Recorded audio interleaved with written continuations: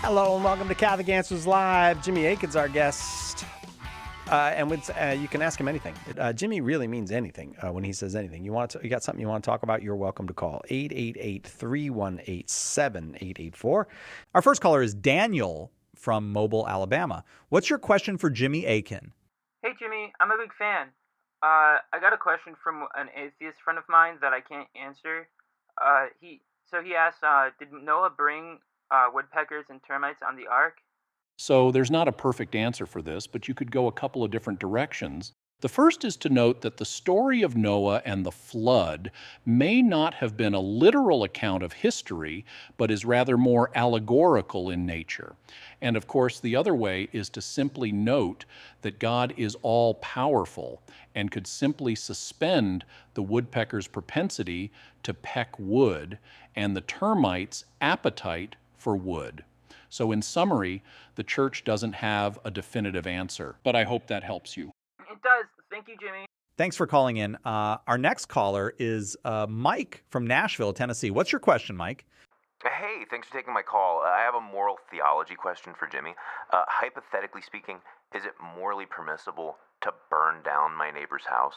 Haha. Well, that should be a pretty easy one to answer. Jimmy? Well, this is a hard question to answer without having more information. You cannot be serious.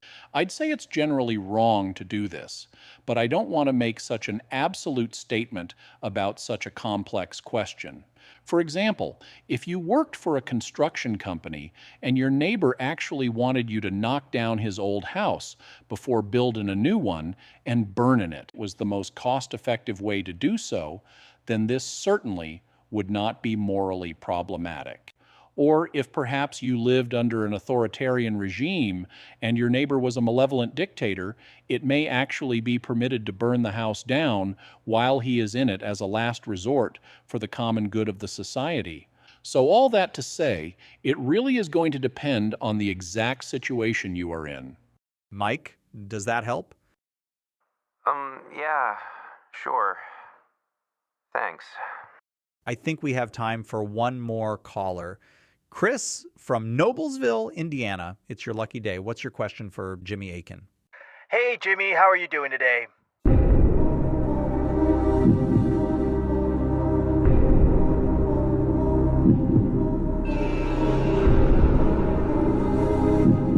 Hello, can you guys hear me?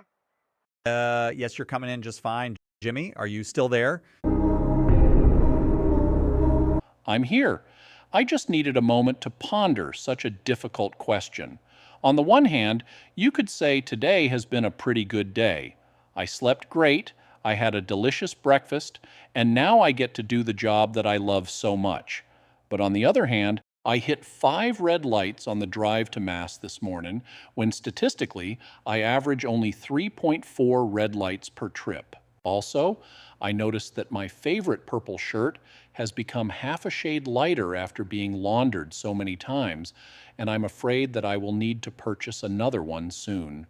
My stock portfolio also dropped by 0.4% today, and while I have no reason to believe it won't go back up again very soon, your question was, how am I doing today?